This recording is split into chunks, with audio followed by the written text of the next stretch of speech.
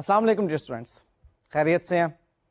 دیکھیں، آج تک ہم نے کچھ بنیادی باتیں آڈیٹنگ سے متعلق پڑھ لیں۔ یہ وہ بنیادی باتیں تھیں جس میں کہ آڈیٹر کون ہو سکتا ہے، کس قسم کے رولز اینڈ ریگولیشنز آڈٹ کرنے کے دوران اس آڈیٹر کو معلوم ہونے چاہیے، اور اس اینٹیٹی کے بارے میں کہ جی وہ اینٹیٹی کس انوائرمنٹ میں کام کر رہی ہے۔ اور یہی وہ چند باتیں میں آپ کو لاسٹ لیکچر میں ریوائز بھی کروا چکا ہوں۔ اب سے آن ورڈز اب ہم پریکٹیکل آڈیٹنگ کے متعلق باتیں کریں گے کہ آڈیٹر کرتا کیا ہے۔ فالو کر رہے ہیں؟ لہذا اب بہت اہم پوائنٹس ہیں جو کہ ہم پریکٹیکل آڈیٹنگ سے متعلق سیکھیں گے، لہذا زیادہ توجہ ریکوائرڈ ہے۔ توجہ تو آپ کی ہوتی ہے ماشاءاللہ سے، مجھے معلوم ہے، لیکن اب زیادہ توجہ ریکوائرڈ ہے، ٹھیک ہے؟ لیں جی، اب میں جو بات کرنے والا ہوں آج کے اس لیکچر میں، that is about documenting the internal control system.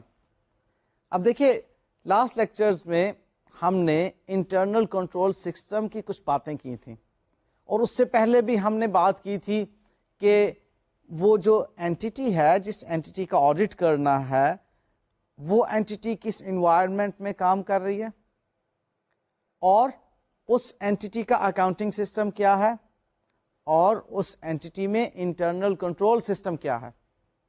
ان ساری باتوں کی انڈرسٹینڈنگ حاصل کرتا ہے آڈیٹر۔ اب آڈیٹر ان کو ڈاکیومنٹ کس طرح سے کرتا ہے، یہ ایک پریکٹیکل بات ہے، اور مجھے امید ہے کہ اب وہ باتیں شروع ہوں گی جس میں بوریت کم ہوگی اور نیند بھی کم آئے گی، کیونکہ آڈیٹنگ کے لیکچرز میں نیند آتی تھی نا آپ کو، پیچھے بالکل آتی تھی کہ پڑھتے پڑھتے یا سنتے سنتے سن نہیں ہو گئے۔ اب انشاءاللہ تعالیٰ آپ کو میں سن نہیں ہونے دوں گا۔ اب ہم باتیں کریں گے پریکٹیکل آڈیٹنگ کی۔ اچھا، ڈاکیومنٹنگ سے پہلے چند ایک چھوٹی چھوٹی باتیں آپ کو میں کر لوں، جس میں کہ اس انٹرنل کنٹرول کی کیٹیگریز کو میں ڈسکس کروں گا۔ انہیں ہم عموماً سوپ میپس کے نیمونکس کے ساتھ یاد کرتے ہیں۔ سوپ میپس، یہ نیمونکس جو ہوتے ہیں بہت زیادہ ہیڈنگز کو یاد رکھنے کے لیے ایک اہم ٹول ہوتے ہیں، لہذا اگر ہم اس طرح سے زیادہ لمبی چوڑی ہیڈنگز کو یاد کرنا چاہیں تو ان ہیڈنگز کے پہلے پہلے حروف کو آپ اکٹھا کر لیں تو وہ نیمونک بن جایا کرتے ہیں۔ لائک اب یہاں پر آپ کو 8 ہیڈنگز نظر آ رہی ہیں جو کہ یاد کرنی ہیں۔ آپ ان تمام ہیڈنگز کے پہلے پہلے الفابیٹس کو اٹھائیے تو کیا بن جائے گا؟ Soup maps. سب سے پہلے supervision, S stands for supervision, then organisation, arithmetic and accounting, physical, management and monitoring, authorisation, personnel and segregation of duties. یہ کیٹیگریز ہیں انٹرنل کنٹرول کی، یعنی کہ ہم انٹرنل کنٹرول کو جو پیچھے پڑھ چکے ہیں کہ انٹرنل کنٹرول سسٹم کیا ہوتا ہے، اس کو ہم کیٹیگرائز کر رہے ہیں کہ انٹرنل کنٹرول سسٹم میں کیا کچھ کام کیے جاتے ہیں۔ آج ایک تو ان کو میں بالترتیب آپ کے ساتھ ڈسکس کروں گا، اور پھر ہم دیکھیں گے کہ انٹرنل کنٹرول سسٹم کو ڈاکیومنٹ کس طرح کیا جاتا ہے۔ لیکن سب سے پہلے جی سپرویژن کی بات کرتے ہیں کہ سپرویژن اس لیے کی جاتی ہے تاکہ ہم انشور کر سکیں کہ controls are being complied with. اب اس کمپلائنس کا مطلب کیا ہے؟ انفیکٹ یہاں پر سپروائزر کی ضرورت ہے۔ وہ سپروائزر جو ہے وہ دیکھے گا کہ جو ورکرز کام کر رہے ہیں وہ اکارڈنگلی ان کنٹرولز کے مطابق اپنے ورک کو کمپلائی کر رہے ہیں، ان کا کام، ان کی ورکنگ کیا کمپلائی کرتی ہے ان کنٹرولز کے ساتھ۔ لہذا سپرویژن جو ہے یہ ایک کیٹیگری ہے انٹرنل کنٹرول سسٹم کی. نیکسٹ بات آتی ہے آرگنائزیشن کی. اب اس کے اندر تمام انٹرپرائزز ان کے پاس ایک فارمل ڈاکیومنٹڈ آرگنائزیشن اسٹرکچر ہونا ضروری ہے, جس میں کہ یہ کلیئرلی بات مینشنڈ ہو کہ کس مینیجر کی کیا ڈیوٹی ہے اور اس نے کیا ایکشنز لینے ہیں. لہذا آرگنائزیشنل اسٹرکچر کلیئرلی معلوم ہونا چاہیے. یہ انٹرنل کنٹرول سسٹم کی ایک کیٹیگری ہے. نیکسٹ بات آتی ہے ارتھمیٹک اینڈ اکاؤنٹنگ کی, اور اس کے اندر ہم دیکھتے ہیں کہ company should ensure that there are adequate controls to ensure the completeness and accuracy of its financial records. اب اس کے اندر چند سٹینڈرڈز ہیں, لائک ریکنسیلیشنز, بینک کی ریکنسیلیشنز, کنٹرول اکاؤنٹ کی ریکنسیلیشنز. اب یہ تمام چیزیں ارتھمیٹک اینڈ اکاؤنٹنگ سے متعلق ہیں جو کہ انٹرنل کنٹرول کا حصہ بنتی ہیں. آپ نے چیک کرنا ہے کہ انوائس کے اندر جو کیلکولیشن ٹیکس کی آپ نے کی ہوئی ہے وہ ٹھیک کیلکولیٹڈ ٹیکس ہے, اس میں کوئی پرابلم تو نہیں. اب وہ ارتھمیٹک ایکوریسی کو چیک کیا جاتا ہے, اس میں ٹوٹل آف دا انوائسز کو چیک کیا جاتا ہے, ڈسکاؤنٹس جس ریٹ پر کیے گئے ہیں وہ ریٹ اپروپریٹ ہیں, اپرووڈ ہیں, اور پھر کیا ان ڈسکاؤنٹس کو جو اپلائی کیا گیا اس کا ریزلٹ ٹھیک ہے, انوائسز کے ٹوٹل ٹھیک ہیں. تو یہ ارتھمیٹک اینڈ اکاؤنٹنگ سے متعلق ریکنسیلیشن پیٹی کیش کی, اس کے واؤچرز کے ساتھ کیش ٹل رول کی ریکنسیلیشن کیش رجسٹر کے ساتھ, یہ تمام چیزیں جو ہیں انٹرنل کنٹرول کا حصہ ہیں. نیکسٹ بات آتی ہے فزیکل. اب فزیکل مینس کہ there should be adequate physical control to ensure the security and safekeeping of its assets. Means ہر کسی کی ایکسیس تمام طرح کے ایسٹس پر نہیں ہے. ہر کوئی پرسونل انوینٹری کو ایکسیس نہیں کر سکتا, پلانٹ اینڈ مشینری کو آپریٹ نہیں کر سکتا, کمپیوٹرز کو ایکسیس نہیں کر سکتا. تو فزیکل کنٹرول کا ہونا بھی انٹرنل کنٹرول کی ایک کیٹیگری ہے کہ فزیکل کنٹرول بھی ہونا چاہیے. اب دیکھیں نا, جب بات کرتے ہیں انٹرنل کنٹرول کیا ہے تو آپ نے یہ تمام کیٹیگریز ان کے سامنے رکھ دینی ہے کہ سپرویژن ہو, آرگنائزیشن ہو, ارتھمیٹک اینڈ اکاؤنٹنسی ہو, اور پھر یہ کہ فزیکل کنٹرول ہو. اب نیکسٹ دیکھتے ہیں مینجمنٹ اینڈ مانیٹرنگ. اب اس سے انشور کرتی ہے آرگنائزیشن کہ management can effectively control the business operations. اب جب بھی ہم مینجمنٹ سے متعلق بات کرتے ہیں تو ذہن میں رکھیے گا کہ مینجمنٹ مینس کہ they are responsible, there would be some personnel would be responsible for decision making of that organization. اب ڈیسیژن میکنگ سے متعلق پھر بجٹنگ کی بات بھی آتی ہے, پھر سٹینڈرڈز کی بات بھی آتی ہے کہ سٹینڈرڈز بنائے گئے اور اس کے مطابق پھر اس کو کنٹرول میئرز اس کے اوپر لگائی گئیں. اگر ویریئنسز آئے تو دیکھا کہ اب ہم نے کیا ان سٹینڈرڈ سے جتنی ڈیویشن ہوئی ہے اس پر ہم نے کیا ایکشن لینا ہے, یہ کنٹرول میئرز وغیرہ. اور پھر بجٹس کو ایکچوئل ریزلٹس کے ساتھ کمپیئر کرنا, یہ تمام کام مینجمنٹ کے ہیں. اور مانیٹرنگ کی جب بات آتی ہے تو وہاں پر انٹرنل آڈٹ کی بات آتی ہے کہ اب انٹرنل آڈٹ اس طرح کا اسٹرانگ ہے جو کہ مانیٹر کرتا ہے کہ جو کنٹرول میئرز ہیں, جو انٹرنل کنٹرول سسٹم اسٹیبلش کیا گیا ہے, کیا واقعی وہ اکارڈنگلی امپلیمنٹ بھی ہو رہا ہے یا نہیں ہو رہا. نیکسٹ کیٹیگری آتی ہے آتھورائزیشن کی.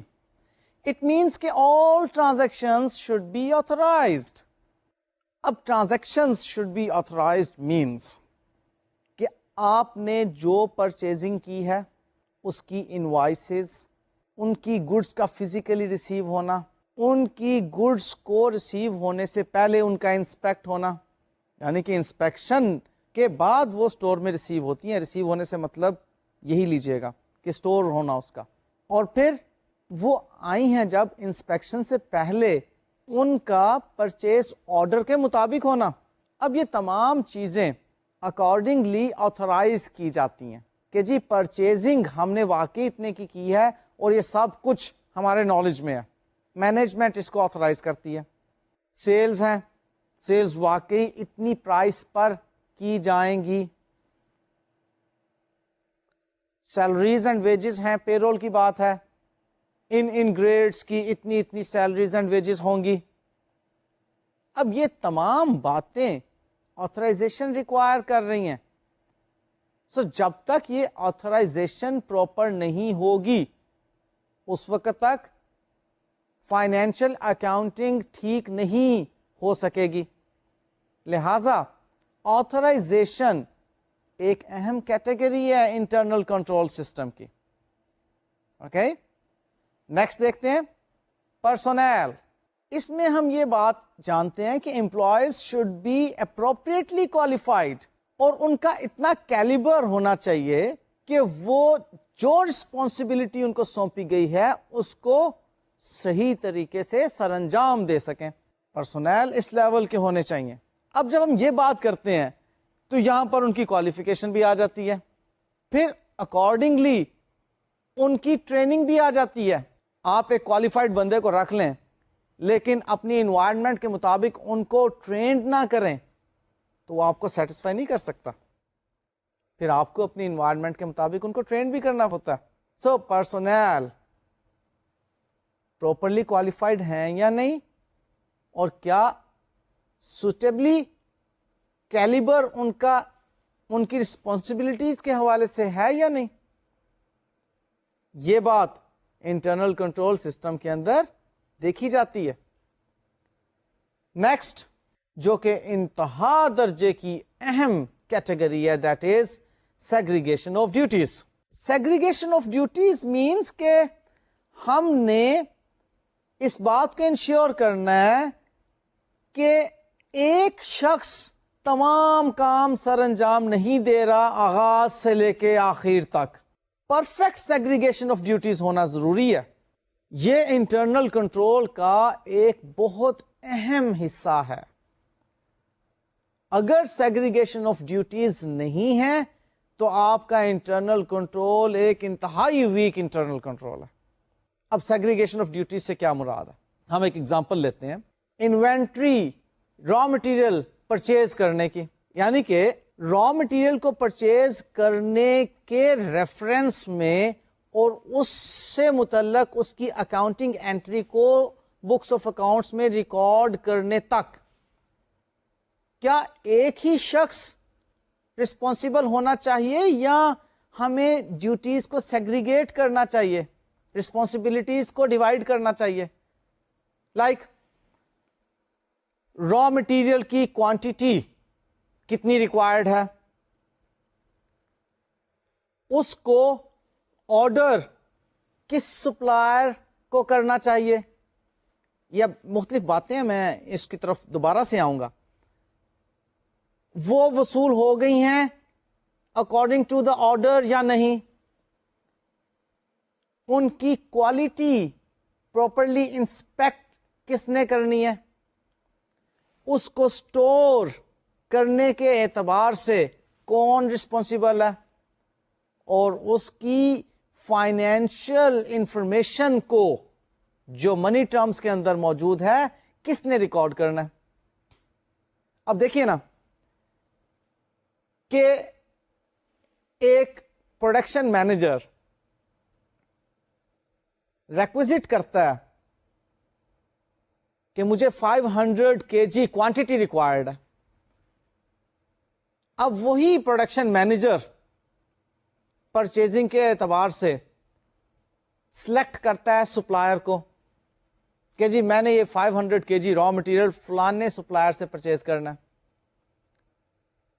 وہی پروڈکشن مینیجر اس سے جو چیزیں وصول ہوتی ہیں ان کو انسپیکٹ کرتا ہے. وہی پروڈکشن مینیجر اسٹور کا انچارج بھی ہے, اس کو اسٹور کرتا ہے. اور وہی پروڈکشن مینیجر اس اسٹور میں سے ایشو کرتا ہے را مٹیریل کو ورک شاپ کی طرف. اور وہی پروڈکشن مینیجر اگر بکس آف اکاؤنٹس میں پرچیز ڈے بک میں اس پرچیزنگ کی اکاؤنٹنگ انٹری پاس کرتا ہے, تو بتائیے کیا فراڈ کے چانسز نہیں ہیں, مینیپولیشن کے چانسز نہیں ہیں, گڑبڑ کے چانسز نہیں ہیں؟ ڈیفینیٹلی ہیں. وہ پروڈکشن مینیجر ریکوزیشن اپنی مرضی کی بنائے گا, اپنی مرضی کا سپلائر چنے گا, اس سپلائر سے جو چیزیں جس بھی کوالٹی کی آئی ہوں گی کہے گا اوکے, اس کو سٹور میں رکھے گا. سٹور سے ایک ایشو رپورٹ جو ہوگی وہ ورک شاپ کی طرف جب جائے گی, جتنے بھی مٹیریل ایشو ہوئے, ویسٹ ہوئے نہیں ہوئے, اس نے کہہ دیا کہ ٹھیک ہے جی اتنے نمبر آف یونٹس جو ہیں میں نے پروڈیوس کر لیے, اور پھر وہی کم یا زیادہ قیمت بکس آف اکاؤنٹس کے اندر ریکارڈ کر رہا ہے. فراڈ کے چانسز ہیں نا. لہذا سیگریگیشن آف ڈیوٹی ہر مرحلے پر ہونا ضروری ہے. ریکوزیشن جو شخص بھیج رہا ہے وہ پرچیز ڈپارٹمنٹ کو ریکوزیشن بھیجے گا. اب وہ ریکوزیشن بھیجنے والا شخص ٹھیک ہے پروڈکشن مینیجر ہے, اس کی ضرورت ہے کہ جو مجھے 500 کلو گرام کوانٹٹی چاہیے ہے اس را مٹیریل کی, وہ اس کی مکمل ڈسکرپشن بتا دے گا. شیڈ کیا ہے, اس کی کوالٹی کیا ہے, اس کی جس بھی طرح کی اسپیسیفکیشنز ہیں وہ تمام کی تمام بتا دے گا. جی مجھے اس اسپیسیفکیشن کا را مٹیریل ریکوائرڈ ہے. آگے جائے گا پرچیز ڈپارٹمنٹ میں, وہاں پر purchase manager would be the responsible person. اب پرچیز مینیجر ان اسپیسیفکیشنز کے مطابق کوٹیشنز کال کرے گا. اب وہ کوٹیشنز آئیں گی, سپلائرز, مختلف سپلائرز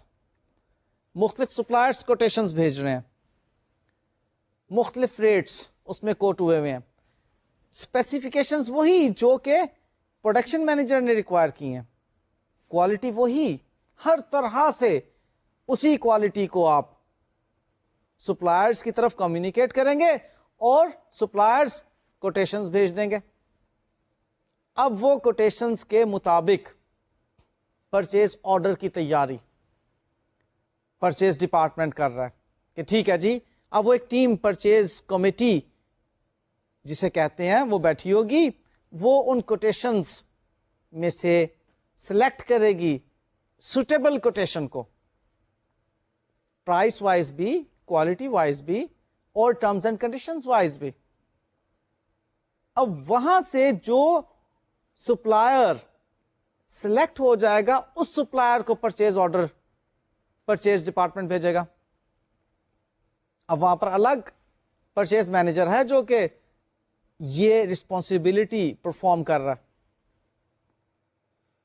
اب جب سپلائر اس را مٹیریل کو 500 kg کوانٹٹی کا جو را مٹیریل ہے اس کو بھیجے گا تو انسپیکشن ڈپارٹمنٹ الگ سے ہے, ادھر جو انسپیکشن مینیجر ہے وہ الگ سے ایک شخص ہوگا, وہ اس کی انسپیکشن کرے گا کہ جو کوالٹی اور کوانٹٹی ریکوائرڈ تھی کیا ایگزیکٹلی وہی کوالٹی اینڈ کوانٹٹی ہمیں ریسیو ہوئی ہے.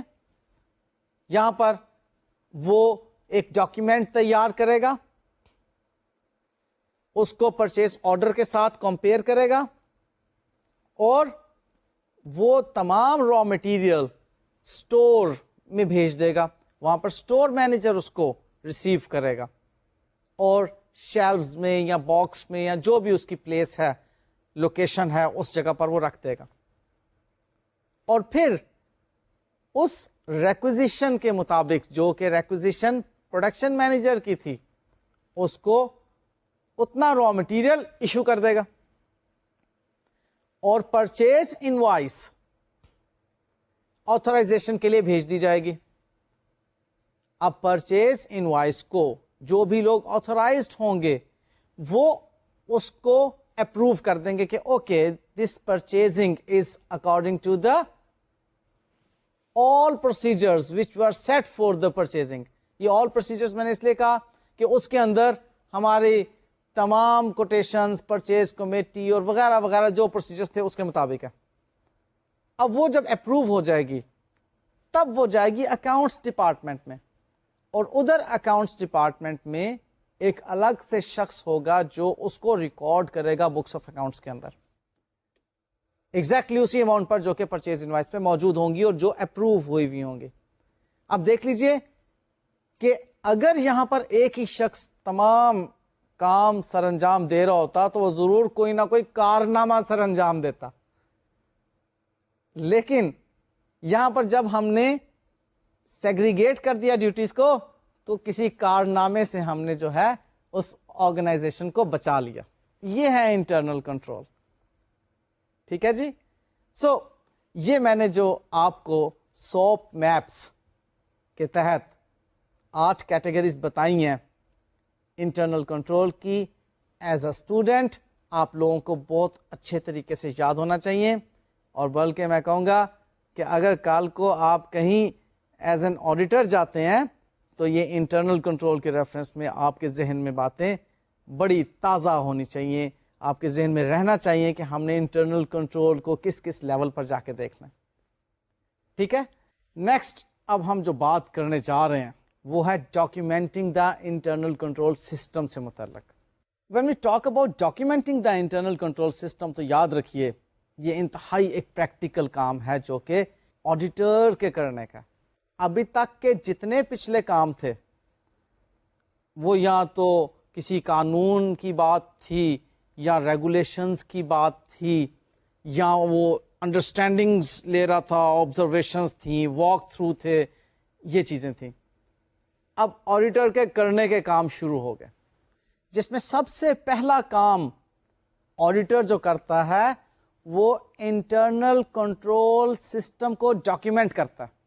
اب یہ انٹرنل کنٹرول سسٹم کی ڈاکیومنٹیشن، اس کے بارے میں کہا یہ جاتا ہے، سٹینڈرڈز میں اس طرح سے بات لکھی ہوئی ہے کہ یہاں سے اب آڈیٹر نے ایک انڈرسٹینڈنگ لینی ہے اور اپنے آڈٹ پروسیجرز کو ڈیزائن کرنا. اب وہ آڈٹ پروسیجرز جو ڈیزائن کیے جاتے ہیں وہ نیکسٹ انشاءاللہ تعالی آئیں گے، لیکن فی الحال آپ کو ڈاکیومنٹنگ دا انٹرنل کنٹرول سسٹم سے متعلق میں آج کچھ باتیں بتاؤں گا. تیار ہیں؟ لیں جی. اس میں ہم دیکھتے ہیں کہ 4 میتھڈز ہیں جن کے تحت auditor ascertains and records the system. Number 1, organization chart. Number 2, narrative notes. Number 3, flow charts. And number 4, internal control questionnaires or checklists. Auditor اب انٹرنل کنٹرول سسٹم کو ڈاکیومنٹ کرنے جا رہا ہے، اور انٹرنل کنٹرول سسٹم میں نے آپ کو 8 کیٹیگریز بتا دی وہ سوپ میپس کے تحت.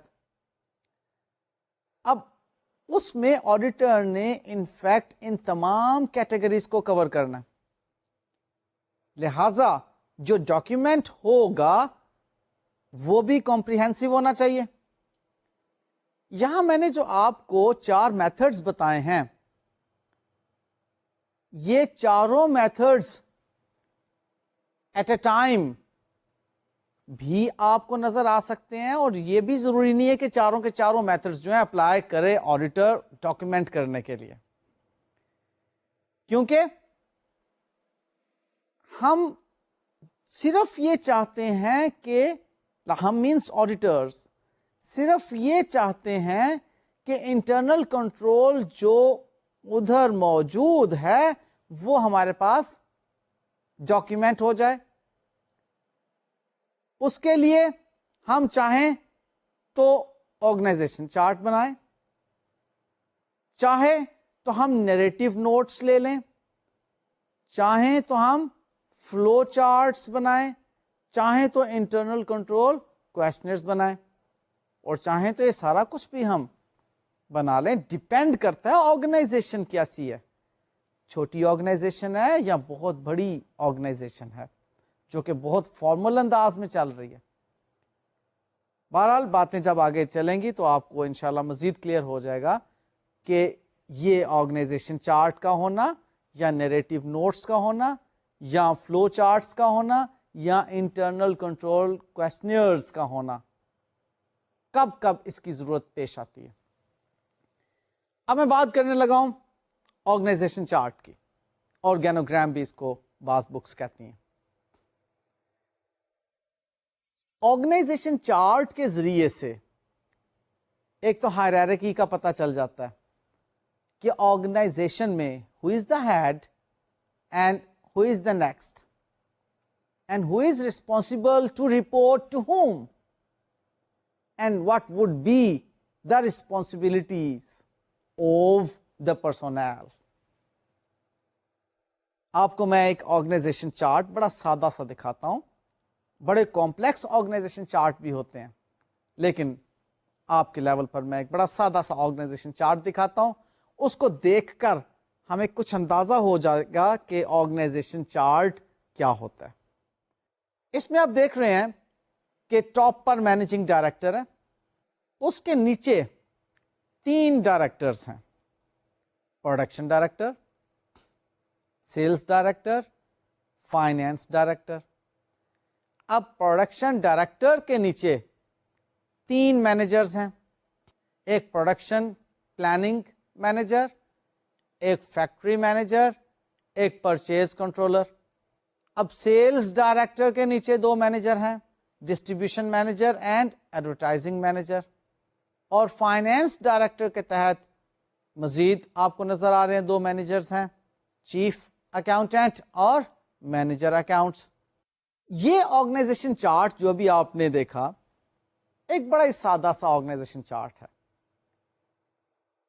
صرف اس میں یہ بات سمجھائی گئی ہے کہ ٹیئرز کیا ہیں مینجمنٹ کے. مینیجنگ ڈائریکٹر سب سے پہلے ہے, پھر اس کے بعد 3 ڈائریکٹرز ہیں, ہر ڈائریکٹر کے نیچے 2-3 مینیجرز ہیں. یہاں پر یہ بات آپ کو کلیئر ہونا ضروری ہے کہ آرگنائزیشن چارٹ کے ذریعے سے آڈیٹر ڈاکیومنٹ کر رہا ہوتا ہے ریسپانسبلٹیز آف دا پرسونل کی. اب وہ شخص ریسپانسبل ہے فلانا کام کرنے کا, اور اس نے اس ریسپانسبلٹی کو نمٹانے کے بعد رپورٹ کس کو کرنی ہے, اور جس کو رپورٹ کرنی ہے اس نے آگے سے کس کو اپنی پرفارمنس شو کرنی ہے. اب آرگنائزیشن چارٹ بہت سی باریکیوں کو قابو نہیں کر سکتا. اب بہت سی باریکیوں کو قابو کرنے کے لیے یا ڈاکیومنٹ کرنے کے لیے آڈیٹر جاتا ہے نیریٹو نوٹس کی طرف. اب یہ ایک انتہائی سمپل اور اپیرنٹلی کنوینئنٹ طریقہ کار ہے سسٹم کو ڈسکرائب کرنے کا. اب جیسے جیسے آڈیٹر سسٹم کے بارے میں معلومات حاصل کرتا چلا جاتا ہے وہ اس کو ڈاکیومنٹ کرنا شروع کر دیتا ہے. اب ہم نے ابھی اگزامپل لی تھی پرچیزنگ کی, را مٹیریل کو پرچیز کرنے کی. آڈیٹر نے معلومات حاصل کر لی کہ فلانا شخص ریکوزیشن دے گا پرچیز ڈپارٹمنٹ کو, فلانا شخص پرچیز آرڈر بنائے گا, فلانا شخص را مٹیریل کو ریسیو کر کے انسپیکشن کرے گا اس کی, فلانا شخص اسٹور کا انچارج ہے, اور فلانا شخص جو ہے وہ پرچیزنگ کی جو اکاؤنٹنگ انٹری ہے اس کو ریکارڈ کرے گا بکس آف اکاؤنٹس کے اندر. اب یہ تمام باتیں آڈیٹر اپنے نوٹس میں لکھ لیتا ہے نریٹیوز کے طور پر. اب یہ بڑی ڈیٹیلڈ ایک ڈاکیومنٹ بن جاتا ہے جس میں کہ تمام ڈیٹیلز موجود ہوتی ہیں. بڑا لینتھی ڈاکیومنٹ ہے اور کمپلیکس بھی ہو جاتا ہے. بہرحال یہ تمام کے تمام سسٹم کو ڈاکیومنٹ کر لیتا ہے. پرچیزنگ سے متعلق کیا، سیل سے متعلق کیا، کیش ہینڈلنگ سے متعلق کیا، پے رول سے متعلق کیا، جو بھی آپ کے فنکشنز ہیں ان تمام فنکشن سے متعلق انٹرنل کنٹرول سسٹم جو اسٹیبلشڈ ہے اس کو آڈیٹر ڈاکیومنٹ کر لیتا ہے نیریٹو نوٹس کے ذریعے سے. اب بڑی ڈیٹیلڈ ایک یہ فائل بن جاتی ہے، اس کو وہ اپنے پاس پرماننٹ فائل کے اندر لگا دیتا ہے، کیونکہ یہی تمام پروسیجرز اس کو اب نیکسٹ ایئر جب وہ آڈٹ میں آئے گا، آڈٹ کرنے کے لیے آڈٹ کلائنٹ میں آئے گا تو کام آئیں گے. وہ ان کو دیکھ کر معلوم کر سکے گا کہ یہ اینٹیٹی اس طرح سے آپریٹ کرتی ہے. اب چونکہ یہ بڑے ڈیٹیلڈ ہوتے ہیں تو کمپلیکس ہونے کی وجہ سے ان کی کچھ ڈرا بیکس بھی ہیں.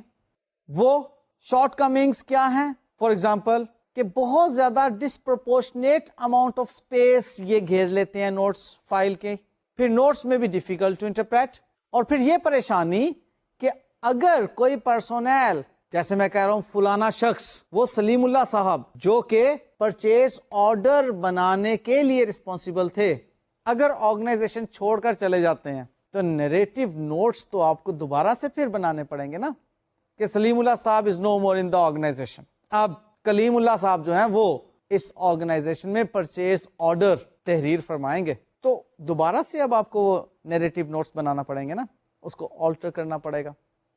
تو بہرحال یہ کچھ قباحتیں، کچھ شارٹ کمنگس موجود ہیں نیریٹو نوٹس میں. لیکن آپ نے دیکھا کہ یہ آرگنائزیشن چارٹ کو اگر ہم کمپیئر کریں اس کے ساتھ تو زیادہ ڈیٹیلڈ ہیں، جس میں کہ پورا انٹرنل کنٹرول سسٹم ڈاکیومنٹ ہو جاتا ہے. کلیئر؟ نیکسٹ میں بات کرنے لگا ہوں فلو چارٹس کی. فلو چارٹس کیا چیز ہیں؟ اب دیکھیں نیریٹیوز جو آپ نے ابھی سیکھے، ان نوٹس میں آپ نے ایک بات یہ دیکھی کہ بہت زیادہ unnecessarily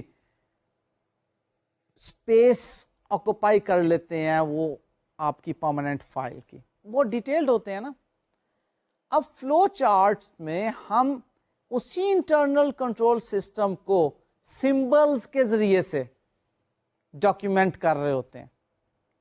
اب جب ہم سمبل یوز کرتے ہیں تو اسپیس ڈیفینیٹلی کم ہو جاتی ہے. وہ جو 10 صفحوں پہ ہم نے ایک چیز تحریر کرنی تھی نیریٹیوز کی صورت میں، وہ جو نوٹس ہم نے کمپائل کرنے تھے، وہ ایک ہی پیج پر سمبلز کے ذریعے سے ہم کمپلیٹ کر لیتے ہیں. سو اس کا مطلب ہے کہ زیادہ ماڈرن ٹیکنیک ہے انٹرنل کنٹرول سسٹم کو ڈاکیومنٹ کرنے کی. فلو چارٹ آڈیٹر کیوں بناتا ہے؟ Internal control system of the organisation کو ڈاکیومنٹ کرنے کے لیے. اب اس کے اندر یاد رکھیے گا کہ سمبلز کو بیس کیا جاتا ہے. کلیئر؟ اس کے فیچرز میں پہلی بات تو یہ ہے کہ it is becoming an increasingly widely used technique. پھر دوسری بات کیا flow chart is a diagrammatical representation of an accounting system, ہمیں معلوم ہو گئی. پھر a good flow chart will be supplemented with narratives. اب فلو چارٹ کے بارے میں یہ چیز ذہن میں رکھیے گا، صرف سمبلز کا اس فلو چارٹ میں موجود ہونا کافی نہیں ہے، نیریٹیوز بہرحال ریکوائرڈ ہوں گے. وہ بھی میں جب آپ کو فلو چارٹ بنانا سکھاؤں گا تو اس میں آپ کو بتا دوں گا کہ کس طرح سے فلو چارٹ بنایا جاتا ہے. اس کے ایڈوانٹیجز میں یہ بات شامل ہے کہ فلو چارٹس پورٹرے کرتے ہیں دا فلو آف ڈاکیومینٹس. پھر ان سے ہمیں معلوم ہو جاتا ہے کہ سورسز کیا ہیں ڈاکیومنٹس کے اور ان کی ڈیسٹینیشن کیا ہے. فلو چارٹس کے ذریعے سے ہمیں ویکنیسز بھی جو انٹرنل کنٹرول سسٹم کی ہیں وہ ہائی لائٹ ہو جاتی ہیں, اور ان فلو چارٹس پر بیس کر کے آڈیٹر جب ان ویکنیسز کو پہچان جاتا ہے تو اپنے آڈٹ پروسیجرز کو ڈیزائن کر لیتا ہے. سو فلو چارٹس کو بنانے کے لیے ہم سمبلس کو یوز کر رہے ہوتے ہیں, فلو لائنز یوز ہو رہی ہوتی ہیں ہاریزونٹلی بھی اور ورٹیکلی بھی, اور ڈاٹڈ لائنز یوز ہو رہی ہوتی ہیں. میں ان ڈفرینٹ سمبلس, فلو لائنز اور ڈاٹڈ لائنز کے بارے میں آپ کو بالترتیب بتاتا ہوں کہ کس قسم کے سمبلز آپ یوز کر رہے ہوتے ہیں زیادہ تر. لیکن ایک بات ذہن میں رکھیے گا, میں جو سمبلز آپ کو بتا رہا ہوں یہ ضروری نہیں کہ ہر آڈیٹر ہر طرح کی آرگنائزیشن کے لیے یہی سمبلز استعمال کر رہا ہوگا. یہ بات ذہن میں رکھ لیجئے گا. میں کچھ ایک اسٹینڈرڈائزڈ قسم کے سمبلز آپ کے ساتھ شیئر کر رہا ہوں جو کہ کمپلیکس سچویشن میں تبدیل بھی ہو سکتے ہیں, اور بے شمار مزید سمبلز بھی آڈیٹر یوز کر سکتا ہے اپنے فلو چارٹس بنانے کے لیے.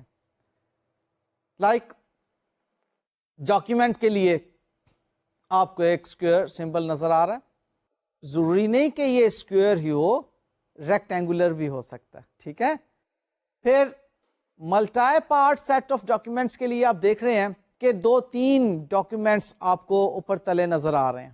پھر اگر ڈاکیومنٹ پری نمبرڈ ہوگا تو آپ اس ڈاکیومنٹ کے سمبل میں n دیکھ رہے ہیں, اور اگر آپ نے کسی بک آف اکاؤنٹ کو شو کرنا ہے تو آپ دیکھ رہے ہیں اس طرح کا سمبل شو کیا جائے گا. اور اگر کوئی آپریشن پرفارم ہو گیا ہے کسی ڈاکیومنٹ پر تو یہ کراس کا نشان آپ شو کریں گے فلو چارٹ میں. اور اگر کسی ڈاکیومنٹ پر کوئی چیک پرفارم کیا ہے, کسی ڈاکیومنٹ کو آپ نے چیک کیا ہے, ٹیسٹ کیا ہے, اس کی ایکوریسی دیکھی ہے, تو یہ والا ڈاکیومنٹ آپ کو نظر آ رہا ہے ڈائمنڈ شیپ کا. اور اگر فائلنگ کی ہے آپ نے کسی ڈاکیومنٹ کی تو یہ آپ کو ٹرائنگل نظر آ رہا ہے. اور اگر ڈاکیومنٹ کو فلو کیا آپ نے کہیں پر تو یہ فلو لائن کے ذریعے سے آپ اس کو شو کریں گے. اور اگر کسی انفارمیشن کو فلو کیا ہے تو اس ڈاٹڈ لائن کے ذریعے سے فلو چارٹ میں آپ اس کو شو کریں گے. جبکہ اگر کسی اور پیج کے ساتھ آپ نے کنیکٹ کرنا ہے تو یہ سرکل کا سمبل یوز ہوگا. اچھا, اب چاہ تو میں یہ رہا ہوں کہ آپ کو یہ تمام سمبلز ڈیٹیل کے ساتھ سمجھاؤں, لیکن آج کے لیکچر کا ٹائم ختم ہوا چاہتا ہے, اس لیے میں ڈیٹیلز نہیں آپ کے ساتھ ڈسکس کر سکتا ان کے. ہاں, البتہ اتنا ضرور ہے کہ میں آپ کو ایک فلو چارٹ دکھا دیتا ہوں جس سے کہ آپ کو کچھ تھوڑا سا ذہنی طور پر فلو چارٹ ہضم ہو جائے گا. کیونکہ ابھی تک تو میں نے جسٹ ایک آپ کے ساتھ ویگ سی بات کی ہے کہ ایک فلو چارٹ ہوتا ہے اور یہ سمبلز ہوتے ہیں اور اس طرح سے چلتا ہے. ایک فلو چارٹ آپ کو جب دکھا دوں گا تو آپ کہیں گے اچھا یہ ہے فلو چارٹ. کیا خیال ہے؟ ڈیٹیلز آپ کو انشاءاللہ تعالی نیکسٹ لیکچر کے اندر میں بتا دوں گا. دیکھیے جی, فلو چارٹ اس وقت آپ کو نظر آ رہا ہے ایک پرچیزنگ سے متعلق انٹرنل کنٹرول سسٹم کا. سب سے پہلے آپ اس کو دیکھیے کہ ایکسٹریم لیفٹ پر آپ کو 1 2 3 4 5 6 7 8 9 10 11 12 13 14 15 اسٹیپس نظر آ رہے ہیں, ٹھیک ہے. اب نمبر 1 اسٹیپ کے آگے ایک سمبل نظر آ رہا ہے, نمبر 2 اسٹیپ کے آگے بھی ایک سمبل نظر آ رہا ہے آپ کو, پھر نمبر 3 اسٹیپ ہے, 4 5 6, ان سب کے سامنے آپ کو سمبلز کچھ نہ کچھ نظر آ رہے ہیں. لائک نمبر 1 اسٹیپ کے آگے آپ کو جو سمبل نظر آ رہا ہے یہ ایک ڈاکیومنٹ کا ہے, ہم نے پڑھا تھا نا ڈاکیومنٹ, یہ وہ اسکوئر ٹائپ سمبل ہے. اس ڈاکیومنٹ کا نام ہے ریکویزیشن. آپ کو میں نے ابھی ایک بات بتائی تھی کہ صرف فلو چارٹ میں سمبلز شو کر دینا ہی کافی نہیں ہے, بلکہ ان سمبلز کے ساتھ نریٹیوز کا ہونا ضروری ہے. اس کے بارے میں کچھ بیان ہونا ضروری ہے کہ سمبل کیا ہے.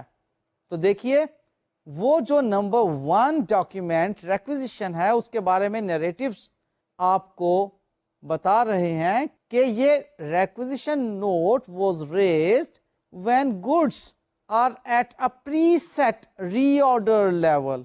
یعنی کہ جب ایک لیول پر کاسٹ اکاؤنٹنگ میں پڑھا تھا نا آپ نے ری آرڈر لیول, یہ وہ والی بات آ گئی ہے. دیکھ لو سبجیکٹس کتنے کو ریلیٹ کرتے ہیں, اور اگر آپ اس طرح سے کو ریلیٹ کر کے سبجیکٹس کو ریلیٹ کر کے نہیں چلیں گے تو آپ اپنے مائنڈ کو ڈیولپمنٹ سے روک رہے ہوں گے. ڈیفینیٹلی آپ کو چاہیے کہ جتنے بھی سبجیکٹس آپ پڑھتے ہیں ان کو ریلیٹ کر کے چلیں. ٹھیک ہے, لائک اب یہاں پر آپ کو کاسٹ اکاؤنٹنگ کی بات یاد آ گئی کہ ہم نے ریکویزیشن کب بنانی ہے, جب ری آرڈر لیول پر آپ کی کوانٹٹی آ جائے گی. اب یہاں ری آرڈر لیول پر پہنچ چکنے کے بعد ایک ڈاکیومنٹ بنایا جا رہا ہے جو کہ ریکویزیشن کہلا رہا.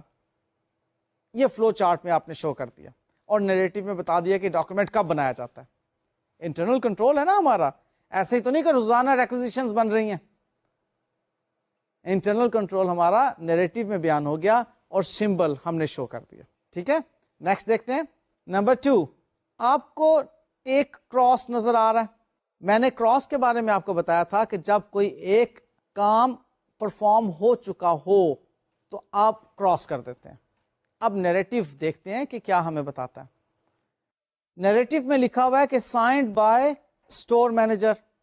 اب یہ ایک کام پرفارم ہو گیا کہ وہ جو اسٹور ریکویزیشن بنی ہے وہ اسٹور ریکویزیشن ہمارا انٹرنل کنٹرول بتاتا ہے کہ اسٹور مینیجر اس کو سائن کرے گا. اب یہ ڈاکیومنٹ سائن ہو گیا, آپ نے وہاں پہ کراس کا سمبل بنا دیا. اب دیکھ لیجئے کہ ایک فلو لائن ریکویزیشن کے ڈاکیومنٹ سے نیچے آ رہی ہے, کراس اس کے اوپر آپ کو نظر آ رہا ہے, اور پھر وہ نیکسٹ اپنے اگلے فنکشن کی طرف جا رہی ہے. اب نیکسٹ فنکشن کیا ہے, نمبر 3. یہاں پر آپ کو ایک ڈائمنڈ شیپ نظر آ رہی ہے, اور اگر آپ کو یاد ہو تو ڈائمنڈ شیپ میں ہم نے پڑھا تھا کہ جب کوئی کام چیک کیا جاتا ہے تو ڈائمنڈ شیپ کا سمبل لگایا جاتا ہے. لہذا نیریٹو آپ کو بتا رہے ہیں کہ پرچیز مینیجر چیکس آتھرائزیشن. اب یہاں اس ڈاکیومنٹ کی آتھرائزیشن کو چیک کیا جا رہا ہے. اب آتھرائزیشن کون چیک کر رہا ہے؟ ایک اور شخص. دیکھو فلو لائن نظر آ رہی ہے آپ کو کہ ریکویزیشن جس نے بنائی وہاں سے اس نے سائن کر کے آگے کو وہ بھیج دی, ڈاکیومنٹ فلو کر گیا, اور جب فلو کر گیا تو وہاں پر ایک اور شخص رسپانسیبل ہے اس کی آتھرائزیشن کو چیک کرنے کے لیے. سو اس طرح سے فلو چارٹ, یہ سارے کے سارے سٹیپس آپ دیکھتے چلے جائیں گے. آپ کے پاس اس وقت ہینڈ آؤٹس موجود ہیں, آپ ان ہینڈ آؤٹس کو دیکھیے اور ہر سٹیپ پر آپ دیکھیے کہ کس سمبل سے ہم کیا انفارمیشن گیدر کر رہے ہیں. آپ کو تمام سٹیپس نیریٹیوز میں نظر آ جائیں گے. سو ڈاکیومنٹس ہو یا انفارمیشن فلو کر رہی ہو یا ڈاکیومنٹ فلو کر رہا ہو یا ہم نے کوئی چیک پرفارم کیا ہو یا ہم نے کوئی کام کمپلیٹ کر دیا ہو, ان تمام چیزوں کے لیے ہم سمبلس کو یوز کرتے ہیں, فلو لائنس کو یوز کرتے ہیں اور ڈاٹڈ لائنس کو یوز کرتے ہیں. یہ ہے جی فلو چارٹ. لیکن ابھی بھی میری تسلی نہیں ہوئی. آپ کو فلو چارٹ کے بارے میں انشاءاللہ نیکسٹ لیکچر میں مزید کچھ باتیں بتاؤں گا. ٹھیک ہے, تب تک آپ ان کو ذرا خود سے پڑھ لیں. اچھا اسٹوڈنٹ کلاس میں جانے سے پہلے خود پڑھ کے جاتا ہے, تاکہ لیکچر زیادہ اچھا سمجھ آئے. تو ہینڈ آؤٹس آپ کے پاس موجود ہیں, آپ ان کو خود سے گو تھرو کیجیے گا تاکہ نیکسٹ لیکچر آپ کو زیادہ اچھا سمجھ آئے. مجھے اجازت دیجیے.